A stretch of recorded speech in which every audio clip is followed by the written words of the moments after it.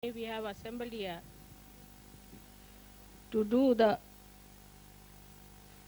puja of the Mother Earth. We call it as the Bhumi Puja, Sri Dhara Puja. She is called as Dhara. As you know, Dha means sustain. Radha. The one who sustains the energy is Radha.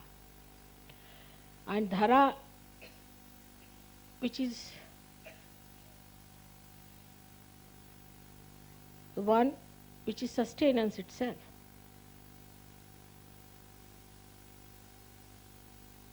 She sustains us. On her we live. As you know, this Mother Earth is revolving with a tremendous speed, and but for her gravity, we would not have existed here. Apart from that,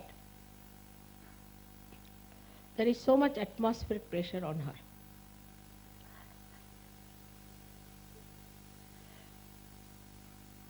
She understands things, coordinates, and creates.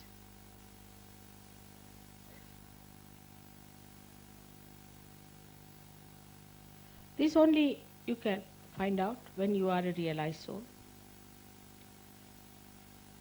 You have seen how she sucks in your negativity when you are standing on her bare feet, respecting her, requesting her to suck your negativity with a light in front of you, in front of my photograph. She knows me because she is my mother. She is your grandmother, we can say. That's why she nourishes you. She looks after you. Early in the morning, when we get up, when we put our foot on her, we have to say, "Oh mother, please forgive us because we are touching you with our feet." But it doesn't matter. Children can touch the mother with the feet or with the hands. Makes no difference. But she is the creator of the body of Sri Ganesh. She is the one who is represented within us as the Kundalini. She herself moves in a spiral round the sun. The sun also moves up and down, and she moves around the sun in a spiral. But because both are relatively moving, you don't see the movement of the sun.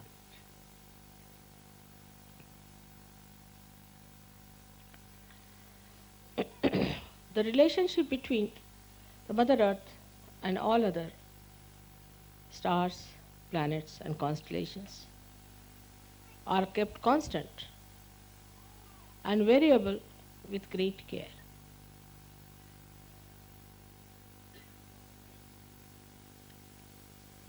When we talk of materialism, we are acting against our Mother Earth.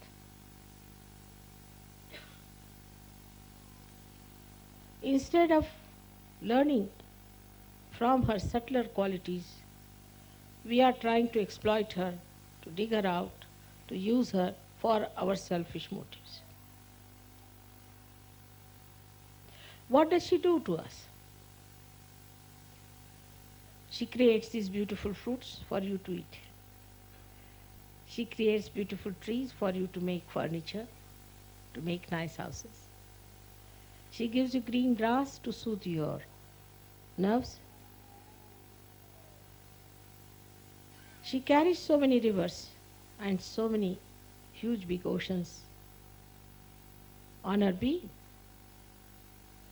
She is always larger than the largest of oceans. Such a great thing as she is, what do we do to her is to exploit her fully, indiscriminately. Then the reactions are setting.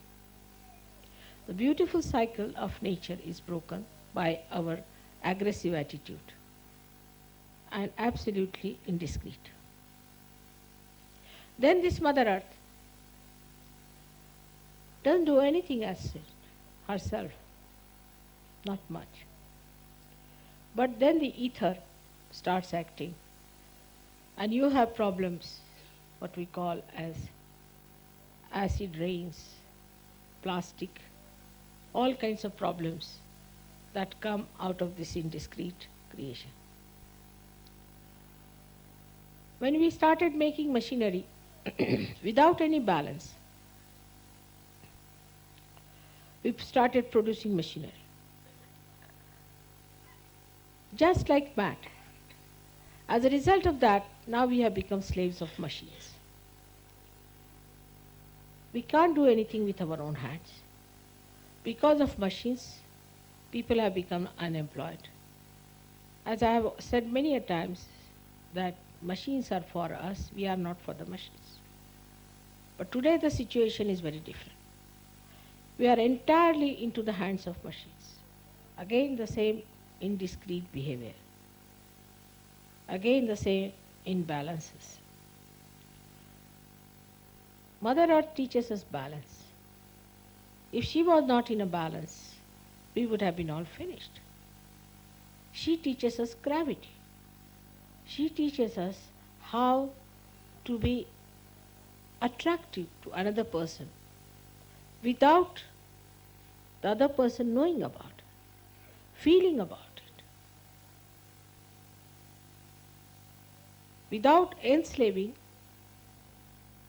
without mesmerizing, without obliging, to attract and to give without expectations. Without any expectations, she gives us. Whether we respect her or not, whether we treat her or not, we give her. But when she gets very upset,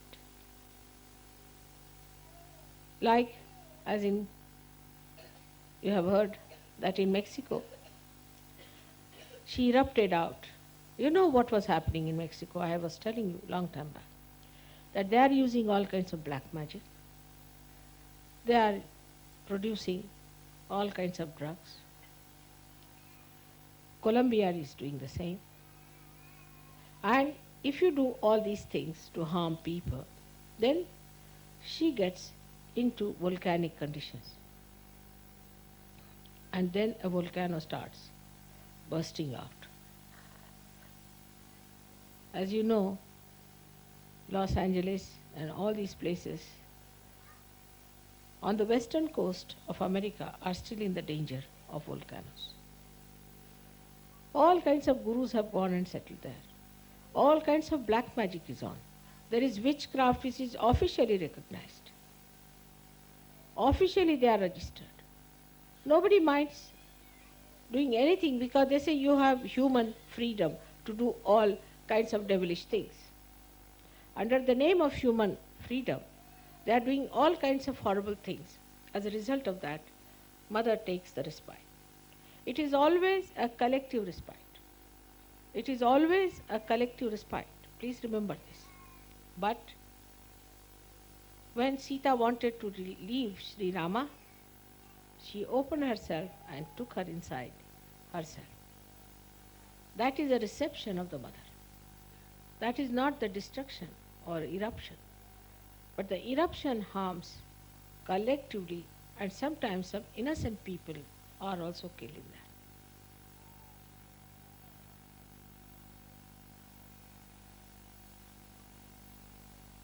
Death does not exist in the divine language.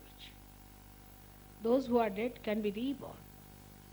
But death sometimes could be used for punishing people.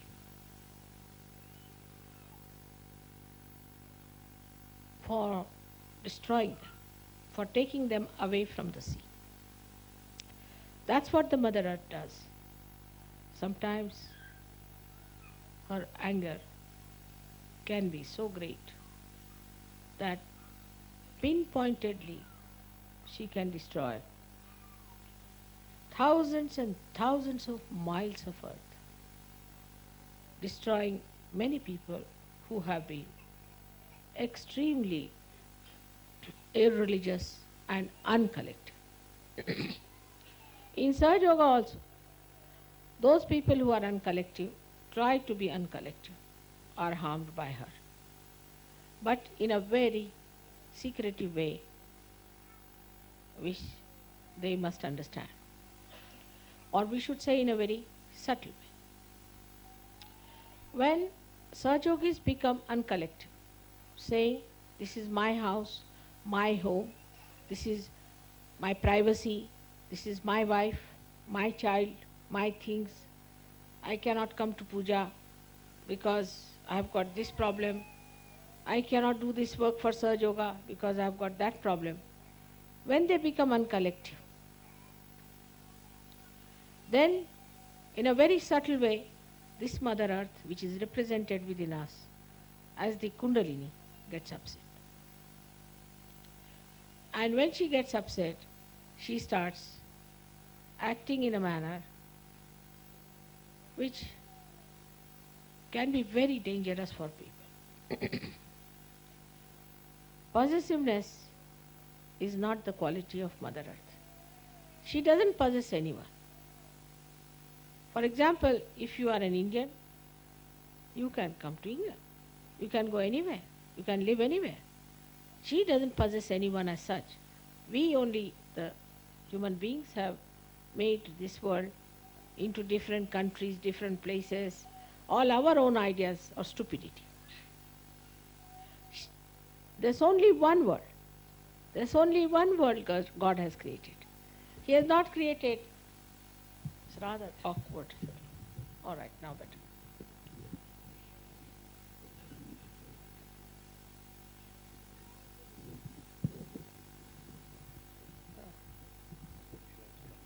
It's all right, now better. It's rather awkward.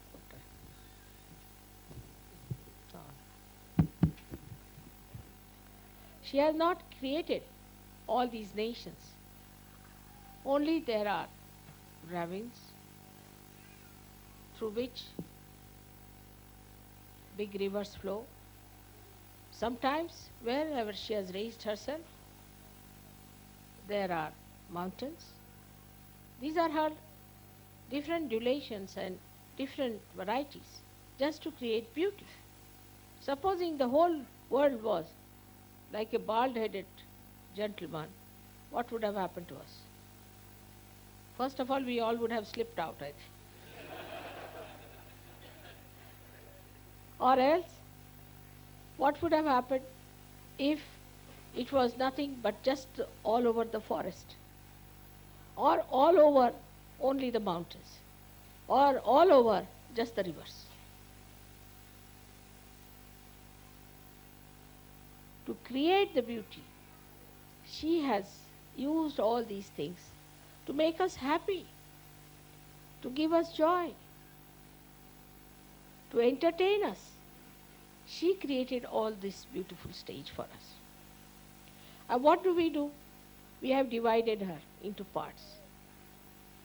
That this is my country, this is your country, this is their country. When we die, what is our country? We are all dead bodies. Whether you are buried in a church or in the open, you are all in the Mother Earth. What is our country is that we are the Mother Earth. So we have to understand that this body is made out of that Mother Earth to which it has to go. And we are stupid to feel that we belong to this country or to that country. Of course, this is the greatest miracle of the Maya, that people know this, but still they do not want to believe it. There are so many truths they know, they are sure, they know about it, but they don't want to believe it. Or they believe it, but they don't want to accept it. And even if they accept it, they don't want to know about it. It's a funny human miracle that they know that nothing belongs to us. When we come on this earth, our hands are like this. When we go, everything is like this. Despite that, despite this understanding, we still play games with ourselves, cheat ourselves, and try to believe that I am this country, I am that country, I am so great and so that. But human beings were born in certain countries earlier than in other countries. That has definitely made difference to the tradition and understanding of life, that is human life. Earth remains the same, but this changes. The climate may be different. That's why the fruits may be different. It's all an adjustment. In the whole plan, there is such a good adjustment, no quarrel, no problem. It's just a variety again. Supposing all bananas are produced all over the world, who would care for them? For example, if you give bananas to Indians, they will laugh at it. But if you give them apples, they'll say, oh, apples, great. The other way around for the English. If you want to give somebody a present as an apple, they will look at you. What's the matter with this person?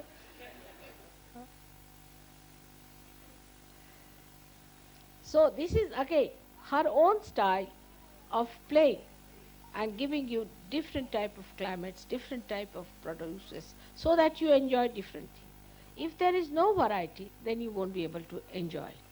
How much she understands you, and how much do we understand? For a Sahaja Yogi, it is important to understand that we are not going to take anything from here. It's all nothing but clay. And clay is going to remain here and is going to vanish forever and ever. What are we going to carry with us? What are we going to have with us? All the time, it's our evolution, is now our spirit. So we are the spirit. We are neither this nor that nor that. What we are the spirit, and we are absolutely not anyway contaminated by anything that is called matter. So we should see to the essence of the Mother Earth, that the Mother Earth uses her matter to give joy to others. In the same way, if we use her to give joy to others, then you have followed her path. On the contrary, if you try to exploit her, it's like making holes or digging at her. Who is your mother? If you try to separate her into parts, that means you are cutting her body into different parts. All these human concepts are anti-mother. But the worst and worst of all is that we do not respect Sri Ganesha within us, which is the creation of this Mother Earth. Sri Ganesha, which is the innocence within us, we do not respect.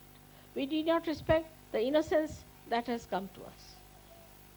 The way children are tortured and butchered and abused is amazing. How people are not afraid that one day a big volcano might break into a country like this where the children are treated like this. In that case, the Mother Earth will destroy all the human beings who are behaving like this, and she'll take all such sweet children into her lap and she'll reproduce them somewhere else. It is very important to understand that unless and until we respect Sri Ganesha within us, our innocence, our chastity, we cannot allow ourselves to call Sahajogis. That is the first beginning, the first step towards our ascent. We cannot talk of anything else unless and until this foundation is laid in the Mother Earth. That is why today I have decided that we should have a Bhumi Pujan in England. I hope by this, innocence in this country will be respected, will be loved, will be protected, and will be nourished. By this, innocence in grown-up people will be awakened, that they will respect their innocence, respect their chastity, above all other things. By this Bhumi Pujan, we respect the essence of the Mother Earth, that is the Kundalini within us, and we respect our self-realization by that.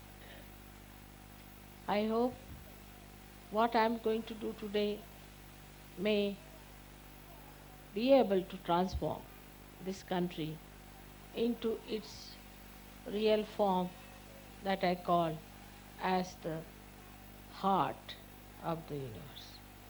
By this I hope the Mother Earth will melt the stone hearts of this country into beautiful lotuses, into fragrant flowers of daisies all around. May God bless you.